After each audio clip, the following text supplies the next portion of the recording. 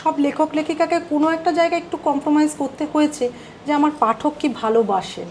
এই যে চলতি রাজনীতি, সেটা কি তোমার লেখার উপর প্রভাব ফেলে নাকি তুমি ভয় পাও, এড়িয়ে যেতে চাও? দেজের সাথে আমার 13 বছরের একটা ভালো বন্ধুত্ব তৈরি হয়েছে, তো মুন্না হঠাৎ করে আমাকে বললো, দিদি একটা বই পাঠাচ্ছি, একটু পড়ো, তোমার ভালো লাগবে।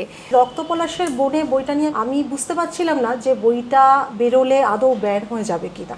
তো মুন্না মানে সুদীপ্ত দে আর কি, তো ও কিন্তু আমাকে সাহস দিয়েছিল যে দিদি করুন, আমি দায়িত্ব নিচ্ছি বইটা ছাপাবার। আমার প্রত্যেকটা মানে গল্প বা উপন্যাসেই আমি কিন্তু সবসময়তেই একটা না একটা বার্তা সমাজকে দিতে চাই। যে লাইব্রেরিয়ান ছিল, এখন আমার নাম মনে আছে, দিলীপ কাকু, উনি আমাকে বলতেন এবার তো আমাদের একটা লাইব্রেরি করতে হবে তোর জন্য। সোশ্যাল মিডিয়াতে তখন এক চিলতে রোদ্দুর নামে একটা পেজ খুলেছিলাম আর কি, প্রায় 675 কপির মতো প্রিবুক হয়ে গেছে বইটা। তারপরে কলকাতা বইমেলায় যখন বইটা বেরোলো, মোটামুটি মাঝামাঝি জনকে জিজ্ঞাসা করছে আচ্ছা এখানে একটা লাইনটা, বিভা পাবলিকেশনটা কোন দিকে, লাইনটা কোথায়, তো ওরা বলছে যে অর্পিতা সরকার আসবেন বলে লাইন দিয়েছে। হ্যাঁ, একটা থ্রিলার না বা দুবার পড়তে ইচ্ছা করে না। মামার বাড়িতে আমি যখন 11-এ পড়ি তখন কোনো একটা জায়গা আমার এখনো মনে আছে, কবিতা পাঠ ছিল, তো আমার দিদা বললো আমার লেখা একটা কবিতা বল।